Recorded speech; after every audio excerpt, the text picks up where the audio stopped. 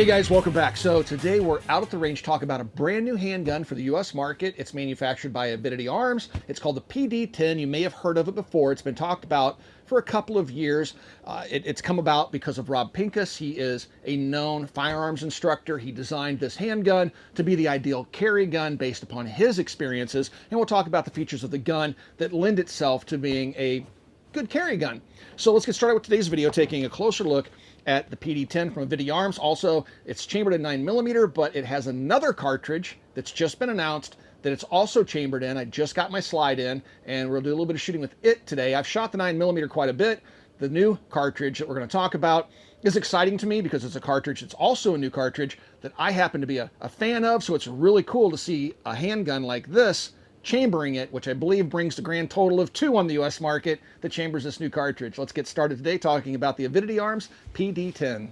A lot of folks ask me, how can I get involved in the firearms business in that particular community? And one of the best ways to do that is to become a gunsmith. Every gunsmith I know is just overbooked with work. It's a very good living. And so if you would like to become a gunsmith, you need to go to a gunsmithing school or become an apprentice for an existing gunsmith. But Modern Gun School is an accredited college that also works with veterans in the GI Bill, where you can go and get a degree from accredited college in gunsmithing and then go out and start your own gunsmithing business, which I think is a really great option. Again, throughout my entire life, gunsmiths have always been able to earn a really good living, assuming they have a really strong work ethic. So please check out Modern Gun School. I do have a link in the video description below. There are a lot of firearms out there that are vying for your dollar to become your concealed carry handgun. And some brands are more popular than others. Glock dominates the market. Smith & Wesson, SIG, all those companies are really big. And so when it comes to getting things like holsters and stuff like that, if you go with a more conventional handgun, there's going to be lots of choices out there. So we'll talk about the holster and the concealed carry aspect and accessories here in a moment, but let's talk about the handgun itself. This is the new PD10. It normally would look like this with its plate cover on the slide. So if you don't want to put a red dot sight on there, you just want to use your iron sights, you would leave this plate in place. But I've put an EPS carry red dot sight on it. This is one of my favorite carry red dot sights. Why? It's small, very small footprint. And if you take a look at the sight, it has a lens in the rear, a lens in the front, and it's nitrogen purged, so it's not going to get moisture inside of it and things like that. This is the future of red dot sights. I've been saying that for years now, that the closed emitter red dot sights like this are the future, and it does fit nicely and natively on the gun, as you can see the screws there. So let's talk about some of the features. We'll work our way back up to the sight, talk about one of the things I really like about the EPS in this particular handgun. Let's start off here at the bottom. So the gun uses single stack 9mm magazines that are 1911 in nature. Now they have changed the geometry of the follower, has a different base plate on it, so you're not just going to use a standard 9mm 1911 magazine in the gun, but you could modify one to do so. It will lock in and everything, but to get the geometry right, you would want to use the Avidity Arms magazine to get 100% reliability. Then moving our way up from the magazine, let's take a look at this base plate too. This is an emergency manipulation device on the magazine, so when it's in the gun, you'll notice that there's 2 features here. First of all, this is something that I like, and one of the things I really got upset about the Gen 5 Glocks over is that most people, when they go to clear a stuck magazine in a gun, are going to pinch it and strip the magazine out like that, all right? And this gun has cuts in the grip frame so that when I pinch it, I am actually gripping the floor plate of the magazine, therefore I can strip it out of the gun if I need to. Now with this little toe in the front, I can get even more leverage on that magazine. So if I really want to hook my finger on there, I can really force that magazine out. Then we have a very narrow grip frame. And this is why they went with the 1911 9mm magazine. One of the 2 most critical dimensions on any carry gun to make it the most concealable and the most comfortable to carry will be how wide is the gun and how long is the grip frame. So when it comes to concealment, when you're carrying your gun appendix style like this, the longer this is, the more it's going to print. The shorter this is, the less it's going to print. But also the thickness is going to not only dictate concealability, but it's also going to dictate how comfortable it is. The thicker the handgun is, the more it's going to print, and the less comfortable it's going to be when you do things like sit down and stuff like that. So the grip frame itself is like 0.89 of an inch, including the slide. So it's actually less than an inch. At its widest point, which is like right here on the mag release, it's right at an inch. So that's a critical dimension. And that's, again, one of the core pieces of features. One of the core features that they were going after was to make this a very small, lightweight handgun that is very narrow. Now, with that comes one of the things that I'm not a huge fan of, because ergonomics is something that's kind of important to me, but I can make, there's compromises and everything. But to get it that narrow, you're not going to have this coming out. It's very slab-sided, and it doesn't come out to really meet your hand. So when I grab it, I have some dead space on the inside of my hand there, and I can feel it. But because of the grip frame and stuff like that and the texturing on it, it still stays firmly planted in my hand. And when I fire it, it's not moving around. So the compromise is going for the narrowest possible grip frame, but still trying to maintain that ergonomic capabilities of the gun so that you can shoot it well. And it seems they struck a fairly good balance there in doing that. Now you'll notice that there's a pronounced hump that comes out here, which again feels very good. With my large hands, it meets that hand perfectly. And so you'll notice how the cutouts here for the thumb are it just works. They've really got the ergonomics right. And again, I have very big hands, and this thing is really fitting nicely in my hand. We do not have replaceable back straps, but I've never been a huge fan of those anyway. If you come up here, we have an oversized magazine release that has this little protective wing behind it that keeps it from accidentally being depressed while it's in the holster. This is reversible. You can pop it over to the other side if you want, and it has that same feature there. Now, it is a striker-fired pistol. Doesn't have an internal hammer. It's very Glockish in terms of its striker. We'll show you some pictures of that striker here in a moment. It disassembles. A slide disassembles very much like a Glock would disassemble. But coming up, we have a slide-stop slide release right here, and it's very Glockish itself. It's like a piece of sheet metal with a little bit of texturing on it, and you can see it just kind of sticks out a little bit. Now, this is one of the things that Rob Pincus teaches that not all of us agree upon. When I run a gun, when I go to reload, my preferred method is to stick the magazine in, reach up with my offhand, and drop the slide with this hand, then go back to my grip as I present. Instructors like Rob will teach you to reload, grab the gun, and slingshot it. Personal preference, I don't think one's right and one's wrong. It's just what you prefer to do.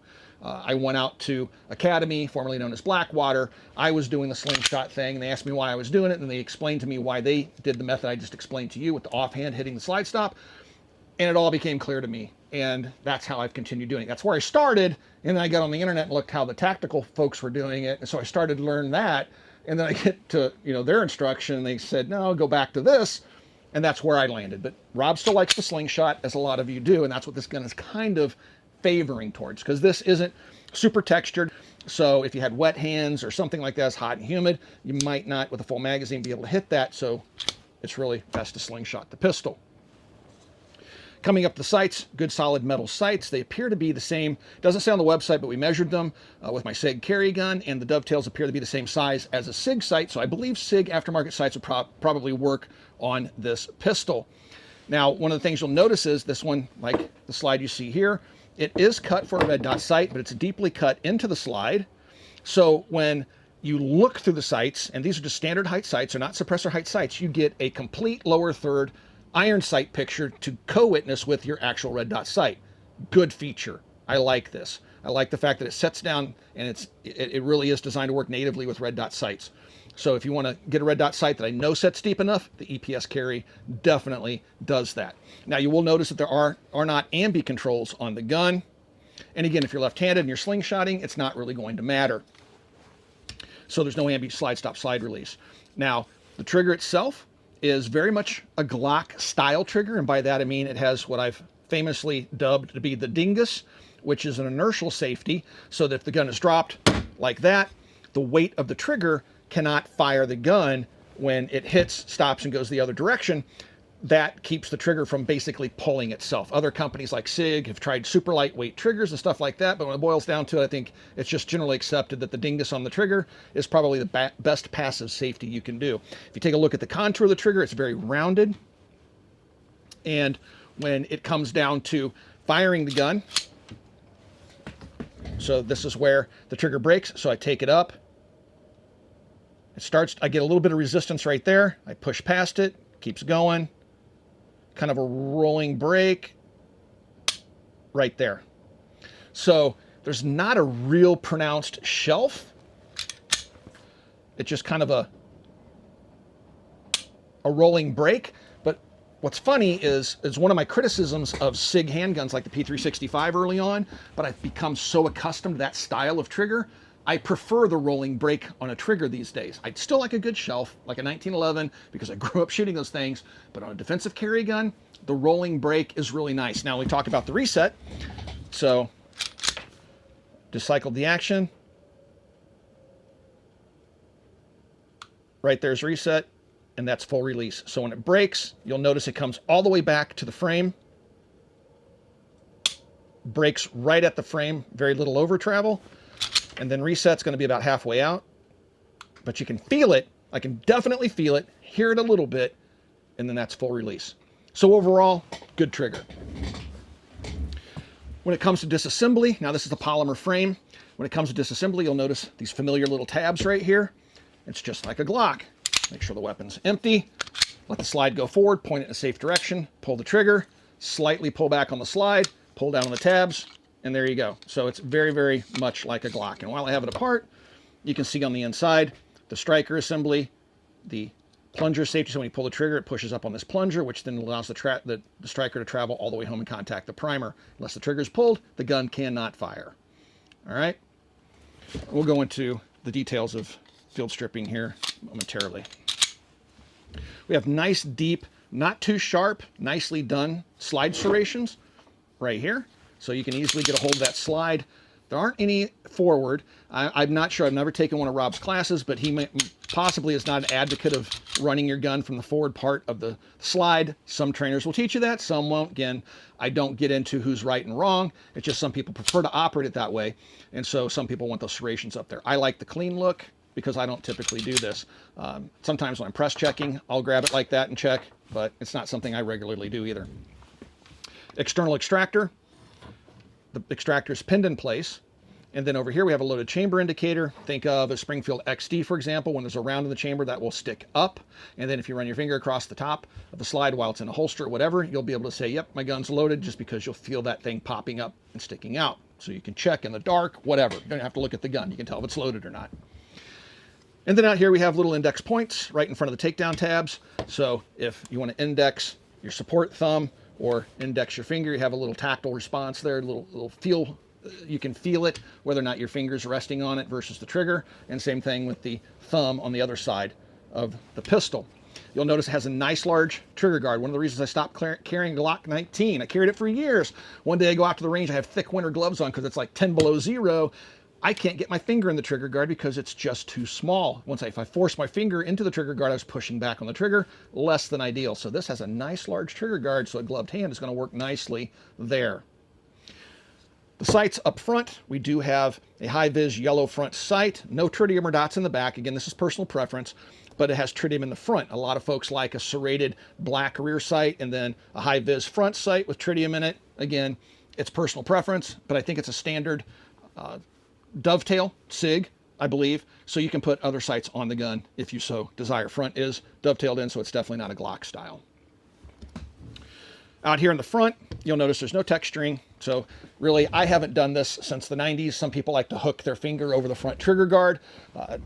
That's kind of died off in popularity. So this kind of cuts back. There's no texturing there. And honestly, putting your finger out there feels weird. The finger just wants to slide right off of it. So it's not really intended for that, which again, that's kind of an old practice, but some people may care. I don't.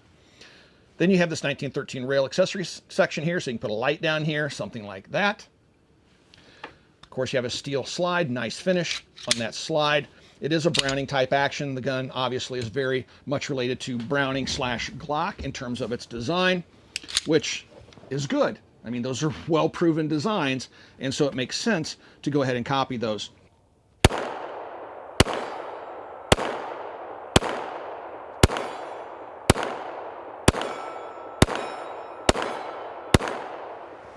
So earlier in the video, you're probably wondering why I had an extra slide for my PD10. Well, that's because that extra slide is designed to work with the cartridge that I want to talk about here. And then we'll get into field stripping. The new cartridge that this gun now supports is the 30 Super Carry. We've done a whole video on the 30 Super Carry. I believe that cartridge makes a lot of sense. I'm a huge fan of the 30 Super Carry. I hope more companies will make guns that chamber it because I want to see it become popular so the prices of ammunition come down. It's not super expensive as it is, especially for practice ammo from Federal. And I want to thank our friends at Federal for sending the ammunition free of charge. They support us here at the Military Arms channel. Been using their ammo forever. Awesome stuff. So I'm a huge fan of the 30 Super Carry. And here's a 9mm round. And again, please reference our video on the 30 Super Carry to learn about ballistics and gel penetration and all that stuff. But it makes a lot of sense. The gun will give you, where 9mm will give you 1 or 2 extra cartridges over something like 45 or 40 Smith & Wesson. The 30 Super Carry will give you an extra cartridge or 2 over 9mm. So if you go into the magazine of the 9mm, this is going to be a 10-round magazine. +1, so you can get 11 in the gun, 10 in the mag, 1 in the chamber.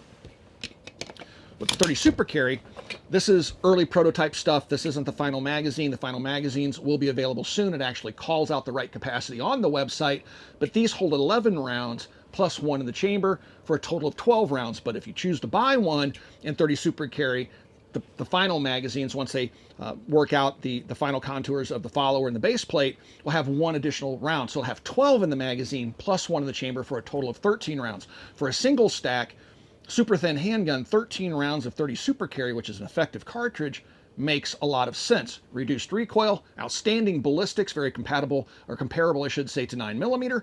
So you have lower recoil, more ammunition. It's just win-win-win all the way around. The only thing that isn't a win for 30 Super Carry is the availability and prices of ammunition. Hopefully that changes. All right, so that's what that's all about. So field stripping the gun is very simple. Kind of showed you this. Drop the magazine out, check to make sure the weapon's clear. It's clear. Now you want to drop the slide, point it in a safe direction, pull the trigger, slightly pull the slide to the rear. You do not reset the trigger. Pull down on the tabs and just push forward, and it comes off. Now, if you take a look at the polymer frame, you're going to see it's a very simple mechanism in there. All right, there's your disconnector, your striker release back here, ejector, and it has a metal block sitting in here. So the front rails are metal. The rear rail back here is polymer as molded in the frame. And so you have both metal and polymer rails. Very narrow and very well thought out. Nicely done there. Over here on the slide, a little bit different. Have a captive recoil spring. It is metal, so you can't bend it. So it has a nice solid metal captive recoil spring. I remember in the early days of Glocks, especially the 40s, breaking their polymer recoil guide rods. People were buying metal ones to put in there. Don't have to worry about it with this because it already comes with one. But it has this little added piece here on the rear end that's metal. And so when you go back to put it back together, I'll show you how that works. Of course, it's a Browning type action, and the barrel just lifts out and comes out the rear like that. And that's as far as you need to go. Now, if you want to pull the striker out, just like a Glock, you're going to take a tool. I use an Allen head wrench, a small one. You're going to push down the plunger here to allow the striker to move all the way forward, but you're going to hook onto the little plastic sleeve around the striker, pull it down, and slide down this rear plate just like a Glock, and then you can draw your striker and spring out the rear. I did notice when I took it apart that the striker looks to be fluted, so it looks like they've made an attempt to keep the gun from hydrolocking. So if you get water in the striker channel, it should not affect the function of the gun. We'll test that later when it warms up a little bit outside. Putting it back together, drop the barrel in, take your guide rod, put the nose in here. You'll notice it's a flat spot on this little metal piece. This makes putting it together pretty darn easy. You just put it in there, push forward, and it drops down perfectly in place and lines itself up. So that makes it a little bit easier putting that guide rod on. Then just slide back on the frame, pull it back till it clicks. She's all done. Very simple, easy to maintain, which is important because you do need to constantly clean your carry gun. Even if you don't shoot it, you want to get all that lint and junk out of the gun because your life depends on it. So, concealed carry. What options do you have if you pick up the PD10? As I talked about earlier in the video, more popular, larger brands have a bunch of places to buy holsters from, like unlimited sources. So when you come to a handgun like this, that's new to the market, what are you going to do? And a lot of people won't buy a new handgun design because there's no holsters available for it. And even some of the big companies are guilty of this. You'll see Walther put out a brand new handgun like the F-Series, which I actually love. But when it first released, finding holsters for it was a little bit challenging. It's been rectified, but sometimes companies will launch a new product and holsters won't follow, even if it's a big name. Well, Avidity Arms, before they released the handgun, made deals with several different holster manufacturers. So you have a choice. and you can pick up holsters off their website or elsewhere. So there are holsters available. I ordered this one, bought this one offline. I forget the name of the company I bought it from, and sadly, they don't put the name on their holster, but it is on the Avidity Arms website. But I chose the Kydex with this little piece here that pushes the holster back. Has metal clips, which are adjustable, so you can put a rake to it, a cant, or you can make it level, so it's just straight up and down.